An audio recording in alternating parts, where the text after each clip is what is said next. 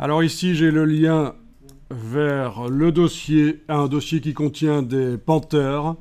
Donc comme c'est assez difficile à taper, je vais simplifier. Je vais faire le processus devant vous, comme ça vous voyez comment ça fonctionne. Je vais aller dans Bitly. C'est un des raccourcisseurs d'URL qui existe. Ceci, bien sûr, vous ne le faites pas. Je vous montre juste comment je fais le lien raccourci dans bitly.com. Voilà, je crée un nouveau lien. Je tape ici, donc je copie-colle plutôt le lien. Je customise la deuxième partie du lien. La première partie, ce sera bit.ly. Et donc, je vais appeler ça. Et je ne vais surtout pas mettre d'accent ni d'espace. Voilà comment ça va s'appeler. Je clique sur créer. Je vais copier le lien. Je vais le tester dans un nouvel onglet. Je le colle. Touche entrée. Et voilà, c'est bien le dossier. Alors, il y a quelque chose ici qui ne vous sert pas. Le DS Store, c'est juste un fichier que je viens de supprimer là, quand ça vient d'un Mac. Voilà donc le lien qu'il faut taper dans la barre d'URL d'un navigateur et vous téléchargez les fichiers, mais tout le dossier en fait, téléchargez tout le dossier. Donc vous avez téléchargé tout le dossier Panther avec le Bitly qui est ici, en utilisant Bitly dans la barre d'URL d'un navigateur. Et vous vous retrouvez avec 4 dossiers à l'intérieur. Alors j'ai fait attention à ce que les noms ne soient pas trop longs. En principe ça devrait aller. Parce que quand c'est pour ouvrir sur un PC, c'est pas toujours évident. Si on a plus que 256 caractères pour le nom du fichier, puis et le nom du sous-dossier et le nom du dossier, ça pose un problème sur le PC, sauf si à partir de Windows 10, on a été autorisé les noms longs. Je ne sais pas si vous étiez au courant de cette limitation déjà. Est-ce que vous êtes au courant que sur le PC, par rapport au Mac, il y a des limitations dans le chemin ? Ça, c'est très ennuyeux. Sur le Mac, ça fait des années on peut avoir des noms longs dans des dossiers qui portent des noms longs, etc. Des sous-dossiers dans des sous-dossiers dans des sous-dossiers. 32 000 caractères de chemin, alors que dans Windows, on est limité à 256. C'est pour ça que parfois, quand je mets au téléchargement quelque chose, si les noms sont trop longs sur le PC, ça ne marche pas bien. Et la solution à ce moment-là, c'est de le mettre à la racine sur le PC, sur le disque dur, vraiment. Et donc, il est possible, depuis Windows 10, de faire en sorte que le Windows soit, en ce qui concerne les chemins, les noms des fichiers, aussi souple que le Mac. Mais c'est quelque chose à autoriser. Les noms des fichiers ne sont plus limités à 260 caractères dans Windows 10. Voilà. Aux développeurs. Mais il n'y a pas que les développeurs qui en souffraient, les utilisateurs aussi.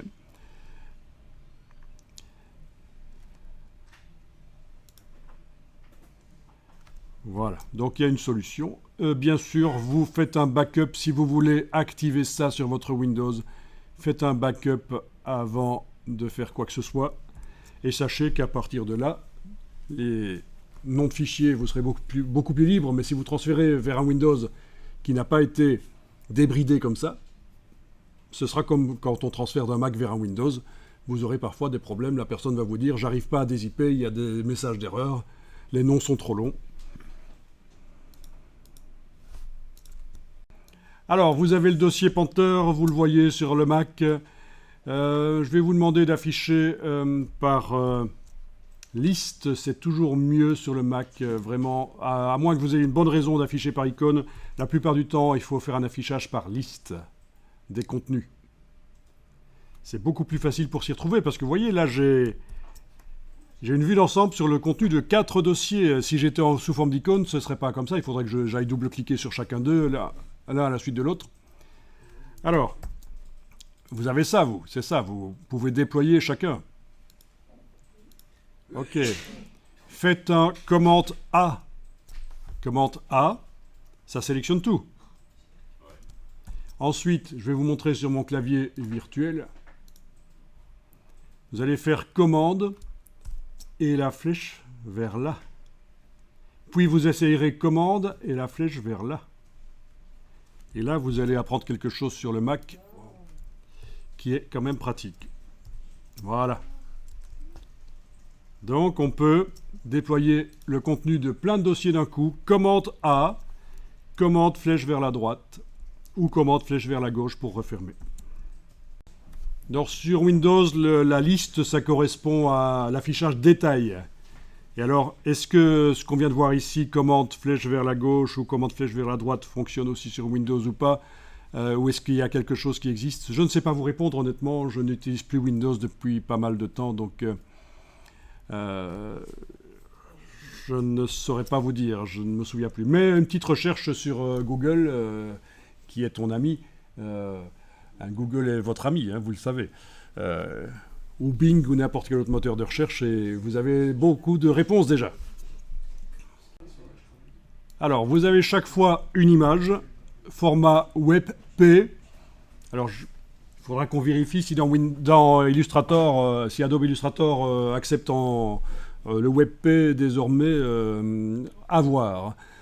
Parce que là, je suis dans la version 2023. Je n'utilise pas la 2024 parce que vous êtes dans la 2023. Donc, on va voir si le WebP est accepté directement ou pas maintenant. Il fut un temps où ce n'était pas par Illustrator. Mais si ce n'est pas le cas, ce n'est pas grave. On l'ouvre dans Photoshop et on l'enregistre dans un autre format. Ensuite, chaque fois, vous avez le lien, le weblog. Quand vous double-cliquez là-dessus, ça vous amène vers le web, là où se trouve l'image, en fait. Ce sont des images qu'on a le droit d'utiliser. Voilà, en fait, j'ai utilisé bing.com pour aller chercher ces images. Et j'ai tapé Panther et j'ai demandé d'afficher des images.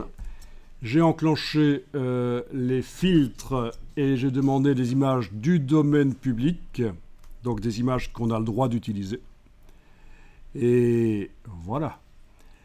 Et j'ai pris certaines de ces images pour l'exercice. Alors, l'exercice, c'est qu'au final, et là je vais sélectionner juste ça et enfoncer la barre d'espacement sur le clavier. Voilà. Vous ne saviez peut-être pas ça, mais ça permet d'avoir une prévisualisation de l'image avant même de l'ouvrir dans un logiciel quand on est sur le Mac, la barre d'espacement. L'idée, c'est que tout ça va devenir une forme unie. Alors j'irai peut-être remettre après des petits yeux, mais il faut qu'on arrive à comprendre ce que c'est rien qu'avec la silhouette. Donc c'est pour ça que dans les résultats là, que j'ai eu sur Bing, il y a des choses qui ne vont pas, qui n'auraient pas été... par exemple ça, voilà, celle-là. Imaginez qu'on transforme ça en une silhouette. On ne verra pas la tête se détacher du reste. Si c'est juste la forme, on se demandera ce que c'est, ça va ressembler à un truc bizarre. Donc les images qui fonctionnent sous forme de silhouette. Et c'est une astuce utilisée beaucoup en publicité. Dans la publicité, il y a une règle, c'est qu'il faut que ce soit extrêmement lisible rapidement. Et en général, on essaye que si le personnage était vu en silhouette, personnage et ballon dans ce cas-ci, était vu en silhouette, ce serait encore compréhensible. Même si la publicité est en couleur. C'est une règle qu'on essaye d'appliquer. Il faut que les choses soient compréhensibles. Qu'est-ce que c'est que ça? Eh bien, on a de tout. Voilà. Voilà, c'est pour ça que, par exemple, ici, la bouteille de parfum, elle ne l'a pas devant elle. Elle la tient vraiment en silhouette. D'accord? Ça, vous saviez peut-être pas que ça fonctionnait comme ça, mais ça fonctionne comme ça. On essaye en général vraiment que si c'était vu en silhouette, et ça c'est une vieille publicité, si c'était vu en silhouette, on comprendrait encore. Donc ça augmente la lisibilité de l'image et la rapidité avec laquelle on comprend ce que c'est. Et là, pour des raisons techniques, on va dire, parce que je vais, dans un premier temps, dans Illustrator, utiliser les silhouettes et faire apparaître des choses à l'intérieur. Ça va être du graphisme. Donc, je reviens ici à l'histoire du lien. J'ai double-cliqué dessus et vous avez vu que ça a ouvert dans le navigateur. Sur le Windows, bien sûr, le point weblog ne fonctionne pas. Quand vous avez un weblog et que vous êtes sur Windows, il faut remplacer le weblog par TXT. Ouvrir, c'est un fichier texte alors. On ouvre. Et dans le fichier, vous avez l'hyperlien qui est là. Voilà. Mais bon, ici, je suis sur Mac, alors je ne vais pas faire du TXT, je vais remplacer ça par du weblog. Comme ça, quand on double-clique, ça ouvre directement dans le navigateur. Donc, on a différentes panthères. On a celle-ci. Bien. Et celle-là. Où est-elle? Voilà. La différence, c'est qu'il y en a une qui est à quatre pattes, sur ses quatre pattes, et il y en a une autre qui est assise. Non, sérieusement, il y a une différence technique beaucoup plus importante. Il y en a une qui n'a pas de trou et une qui a un trou. Là, il n'y a pas de taches blanches qui sont perdues dans la masse noire. Il n'y a pas de trou. Et là, il y a deux trous. Alors, il y a des petits détails très fins. Ça nous aidera éventuellement par la suite à repositionner peut-être les oreilles et les yeux. On va, juste pour améliorer un peu le dessin après.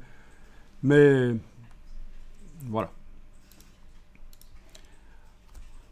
Alors, qu'est-ce qu'on a d'autre comme image? On a un dessin ici. Et là, on passera par Photoshop pour qu'il nous trouve automatiquement le sujet.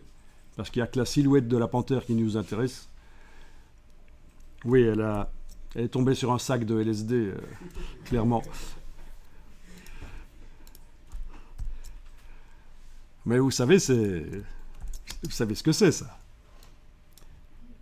Anciennement, dans les encyclopédies du XVIIe, XVIIIe siècle, les animaux, c'est à mourir de rire comment ils étaient dessinés. Les gens qui dessinaient les animaux, c'était de mémoire, quoi. Alors, parfois, c'était assez moche. Alors, le dernier, c'est une photo. Et voilà, on verra ce que ça donnera. On va essayer de faire de la vectorisation, transformer ces pixels en vecteurs.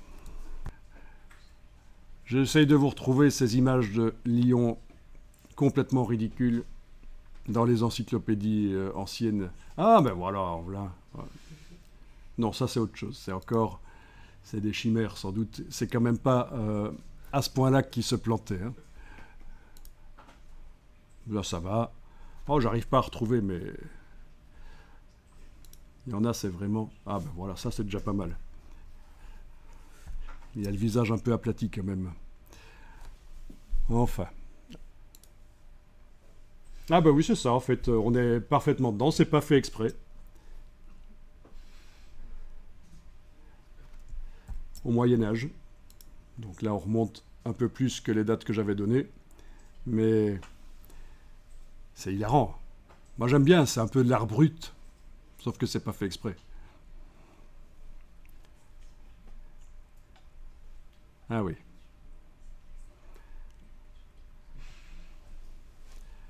Ben oui, c'est des gens qui n'avaient jamais vu de lion. Finalement, c'est peut-être sur base de ce qu'on leur a raconté. Bon, on va s'y remettre dans Illustrator.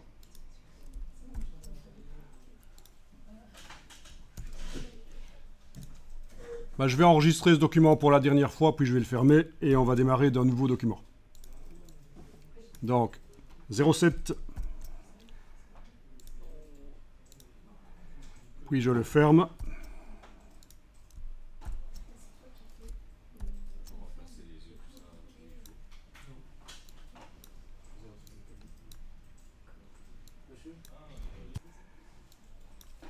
Alors quand aucun document n'est ouvert dans Illustrator, vous avez ce panneau d'accueil. Parfois c'est ennuyeux quand on commence à ouvrir des documents, les fermer, les réouvrir, en ouvrir d'autres. Quand on passe en revue des documents, on a à chaque fois ce panneau d'accueil qui arrive. Alors moi ce que je vais faire ici, c'est aller modifier les préférences de Illustrator pour que ce panneau d'accueil n'apparaisse pas. Donc vous allez dans le menu Illustrator quand vous êtes sur un Mac et vous allez dans Réglages. Si vous êtes sur un PC, c'est Édition, Réglages ou Édition, Préférences. Et quel est le réglage, la préférence qui nous intéresse ici? Ça va être dans les préférences générales en fait. Et alors vous pouvez décocher ceci, afficher l'écran d'accueil si aucun document n'est ouvert. Parce que je vous dis franchement, c'est ennuyeux quand on passe en revue des documents, quand on ouvre, quand on ferme, il y a chaque fois ce panneau qui revient. Donc, Illustrator, réglage général, j'ai décoché afficher l'écran d'accueil si aucun document n'est ouvert. Ce sera la même chose dans Photoshop et dans InDesign. Alors pour faire un nouveau document, on va dans le menu fichier à l'ancienne, comme on faisait avant. Menu fichier nouveau. Donc il n'y a plus le bouton créer sur le panneau d'accueil. Donc il faut faire fichier nouveau. Alors on va faire un document pour l'impression. Donc parmi les canevas qui sont proposés là, je choisis pour l'impression. Format lettre, c'est bien. C'est plus sympa que le format A4, c'est plus carré. Ça fait moins administratif. Je fais exprès ici d'oublier de faire passer le document en RVB. Je vais le garder en CMJN. Ça veut dire que les couleurs, au niveau des couleurs, ça va être bridé. Je ne pourrai pas mettre des couleurs qui ne sont pas imprimables chez un imprimeur. Si je veux mettre des couleurs vert fluo, rose fluo, des choses un peu vives, impossible. Mais on peut changer ça une fois que le document est créé. Donc là, je fais exprès de ne pas aller modifier ici dans les options avancées le mode couleur. Je garde CMJN. Donc vous cliquez sur Créer. Et vous pouvez déjà enregistrer le document. Fichier enregistré sous et je vais l'appeler Panthère sans trou -01.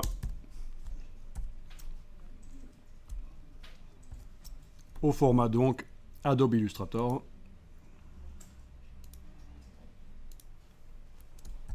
Avec les options qui sont là.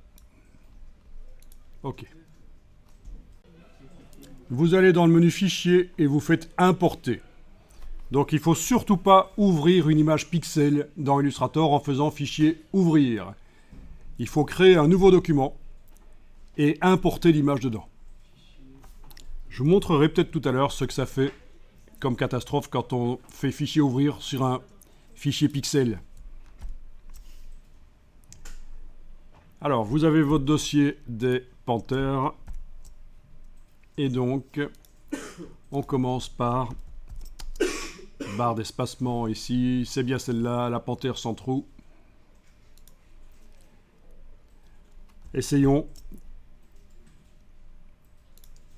J'importe le document est dans le curseur. J'enfonce le bouton de la souris, je garde enfoncé, je tire, je détermine la dimension du document sur la page. Voilà. Et c'est un document de très mauvaise qualité, comme vous voyez, au niveau des pixels, c'est pas fameux. Il serait améliorable éventuellement dans Photoshop par notamment l'intelligence artificielle qui permet de vraiment de multiplier les pixels intelligemment, de recréer du détail qui n'est pas dans la photo. C'est le système qu'on appelle le super zoom dans Photoshop. On peut créer des pixels dans Photoshop. Mais bon, ce qui nous intéresse, c'est juste la forme de la panthère, donc ça devrait passer, ça devrait aller. Il y a ce qu'il faut. Donc ta question, c'est éventuellement comment modifier la dimension d'image une fois qu'on l'a amenée. avec l'image qui est sélectionnée. Donc, hein, elle n'est pas comme ça, elle est comme ça. Sélectionnée. On active l'outil de transformation manuelle et on prend une poignée du coin. Waouh, là je fais commande Z parce que ça a tourné. Ah, je vais prendre une autre poignée du coin. Bon alors, on va y arriver. Eh bien là, j'arrive pas à faire autre chose que de tourner. Ça, c'est ennuyeux. Ah si, ça marche là. Voilà. Et avec la touche Shift enfoncée, pour que les proportions soient gardées, on va pouvoir modifier la dimension. En réalité, la dimension n'a que peu d'importance. Vous auriez même une panthère immense qui déborde de la page. Techniquement, dans Illustrator, on peut faire des choses qui débordent. La page n'est qu'une référence visuelle. Je pourrais faire tout le boulot là sur le côté. Voilà, enfin, en tout cas, voilà, tu as vu comment on fait pour redimensionner. Voilà. Il n'y a pas besoin de valider quoi que ce soit, on n'est pas dans Photoshop. Il suffit de changer d'outil, de revenir à la flèche noire et c'est redimensionné. Autour de l'image, c'est de la transparence. Ce n'est pas du blanc. La page n'est qu'une page de référence pour que ce soit plus agréable pour dessiner. Mais vous allez le voir que c'est de la transparence en allant dans le menu affichage et en demandant afficher le damier de transparence. Menu affichage, afficher le damier de transparence. Il est super moche, on a l'impression d'avoir passé 2 nuits blanches de suite. Donc on va les modifier. Je ne sais pas si vous ça passe ou pas. Sur mon écran ça ne passe pas très bien, je le sens mal. Alors on va aller dans menu fichier, format de document. Là, vous allez choisir dans les options de transparence, grille grande et couleur moyenne. Et vous voyez ce que ça va donner. Vous allez cliquer sur un des deux échantillons et modifier son intensité de manière à ce qu'il se rapproche plus de l'autre. Par exemple, si je clique sur le clair, je vais faire en sorte qu'il se rapproche plus de l'intensité du foncé. Je clique sur le clair. Et là, je le fonce. Je ferme. Je regarde ce que ça donne. Il n'est pas encore assez foncé. Vous avez le même sélecteur couleur que moi? Oui, il y a plein de sélecteurs couleurs possibles. Voilà. Bon, mais ça c'est pas mal, ça a l'air d'être assez doux comme contraste. On voit que c'est un damier, mais... Alors on clique sur OK, et voilà. Et alors ceci ne sera valable que pour ce document-ci dans Illustrator. Malheureusement, si vous faites un nouveau document, il faudra refaire le processus. Dans Photoshop, on a la même chose. Le damier de transparence peut être modifié, mais là, ce sera valable pour tous les documents suivants que vous ferez dans Photoshop. Pas seulement pour le document qui était ouvert. Ici, malheureusement, dans Illustrator, c'est pour le document. Alors, on peut enregistrer le fichier, enregistrer sous. Ça va être la version 2. Alors, dans Illustrator, il y a quand même une solution. Si on veut, chaque fois qu'on fait un nouveau document, avoir le damier qui est correct comme ça, il faut les enregistrer sur le disque dur sans rien avoir sur la page, des documents vides, et vous démarrez systématiquement de ça quand vous faites un nouveau document. C'est la solution. Ça, c'est la version simplifiée de l'explication, mais ça marche. Si vous créez des documents et vous les enregistrez, vous aurez chaque fois votre bon damier de transparence. C'est important parce que dans Illustrator, le blanc est une couleur. On fait parfois des objets blancs. Donc pour bien voir que c'est du blanc, il faut demander, c'est ce qu'on a fait, affichage, afficher le damier de transparence.